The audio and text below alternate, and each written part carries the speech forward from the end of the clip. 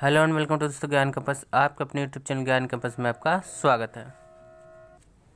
दोस्तों आज का वीडियो लेक्चर है electrical fifth semester third year वालों का। सब्जेक्ट है आपका RAC, renewable sources of energy.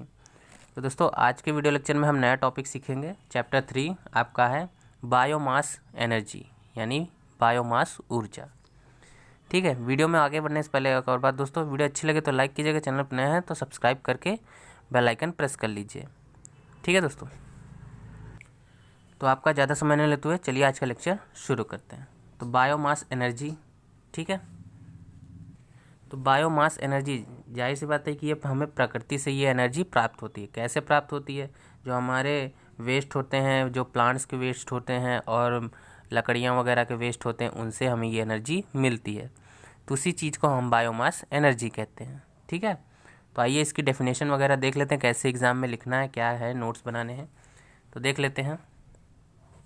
तो बायोमास एनर्जी हेडिंग डालेंगे आप। बायो एनर्जी एक रिन्यूएबल एनर्जी है जो ऑर्गेनिक मैटर से उत्पन्न होता है। मैटर यानी पदार्थ से उत्पन्न होती है। ऑर्गेनिक मैटर को बायोमास कहा जाता है जो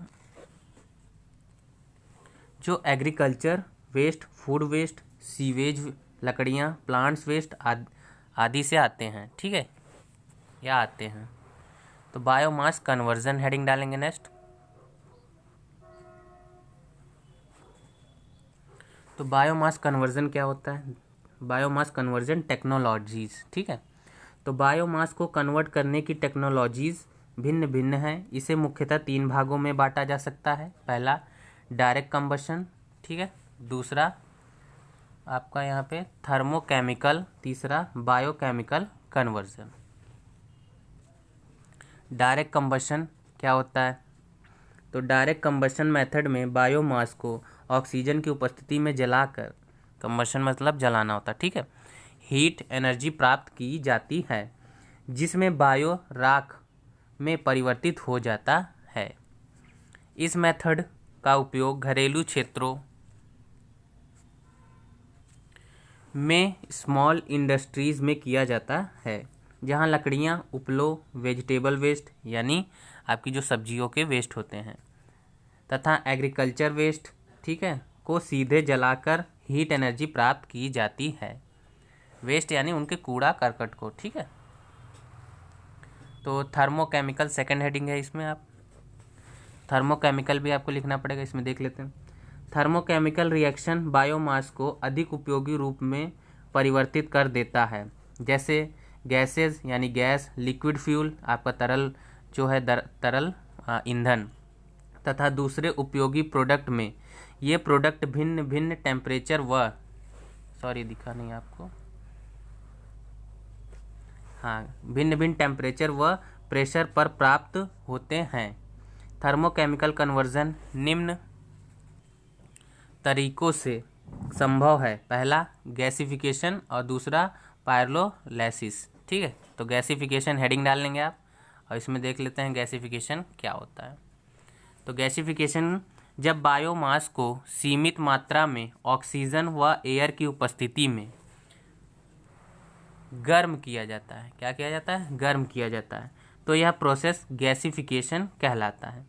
गैसिफिकेशन गैसीय ईंधन प्राप्त होता है, जैसे आपका हुआ कार्बन मोनोऑक्साइड, मीथेन, नाइट्रोजन आदि, ठीक है।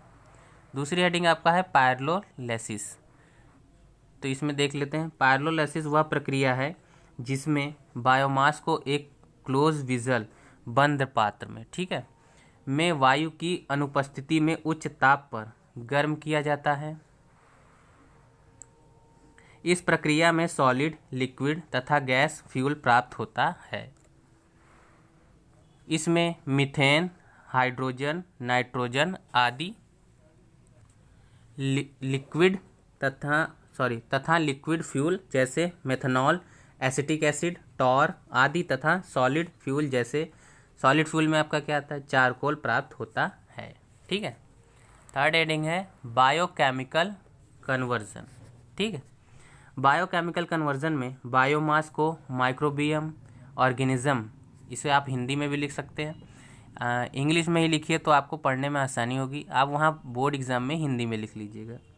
माइक्रो करके बीएम, ठीक है। माइक्रोबियम ऑर्गेनिज्म के मेटाबॉलिक एक्शन द्वारा लिक्विड तथा गैसीय फ्यूल में बदला जाता है। यह प्रोसेस दो प्रकार का हो सकते हैं, ठीक है। दो प्रकार के ये प्रोसेस हो सकते हैं, कौन कौन से? फर्मेंटेशन, ये आपकी स्पेलिंग FREMENTATION है, ठीक है। फर्मेंटेशन। एनाऑर्बिक, जिसे अवायवीय डाइजेशन ऑफ बायोमास कहते हैं, ठीक है। तो पहली हेडिंग रहेगी हमारी फर्मेंटेशन। फर्मेंटेशन में क्या होती है प्रक्रिया जानेंगे। ये 5 नंबर में ये पूरा क्वेश्चन आएगा, ठीक है। तो फर्मेंटेशन देख लेते हैं। फर्मेंटेशन एक अपघटन प्रक्रिया है जिसमें बायोमास में जटिल अणुओं को कॉम्प्लेक्स मॉलिक्यूल्स यानी अणुओं, जटिल अणुओं, माइक्रो ऑर्गेनिज्म जैसे ईस्ट, बैक्टीरिया आदि की उपस्थिति में कराया जाता है, ठीक। तो गन्ने की फसल से एथेनॉल प्राप्त करना एक फर्मेंटेशन प्रक्रिया है। सेकंड हेडिंग है हमारी एनाऑर्बिक डाइजेशन ऑफ बायोमास, ठीक है। अवायवीय यानी एनाऑर्बिक अपघटन वह प्रक्रिया है जिसमें गीले बायोमास को अवायवीय बैक्टीरिया की सहायता से अपघटित करके बायोमास में बदला जाता है। तो आगे देख लेते हैं। एनाऑर्बिक डाइजेशन में प्रमुख उदाहरण बायोमास गैस प्लांट हैं जो एनिमल वेस्ट या ह्यूमन वेस्ट से 35 डिग्री सेल्सियस पर लगभग 10 दिनों में बायोगैस प्रदान करता है। तो इससे आप नोट्स भी बना ही रहे होंगे मुझे लगता है, क्योंकि ये आपके सिलेबस के अकॉर्डिंग है, तो आप बेझिझक नोट्स बना सकते हैं, ठीक है। और आप अपने एग्ज़ाम की प्रिपरेशन जारी रख सकते हैं। और आज का वीडियो लेक्चर यहीं पे एंड करते हैं, और इसके नेक्स्ट जो अगला टॉपिक है बायोमास कन्वर्जन, वो हम नेक्स्ट वीडियो लेक्चर में आपको प्रोवाइड करेंगे। तो वीडियो अच्छा लगा है तो ज़रूर लाइक कर दीजिएगा, जिससे हमारा मोटिवेशन बढ़ता है नेक्स्ट पार्ट बनाने के लिए। और कोई भी क्वेरी हो, सजेशन हो, कमेंट कर दीजिएगा। तो मिलते हैं नेक्स्ट वीडियो में, तब तक के लिए जय हिंद, जय भारत। Thanks for watching.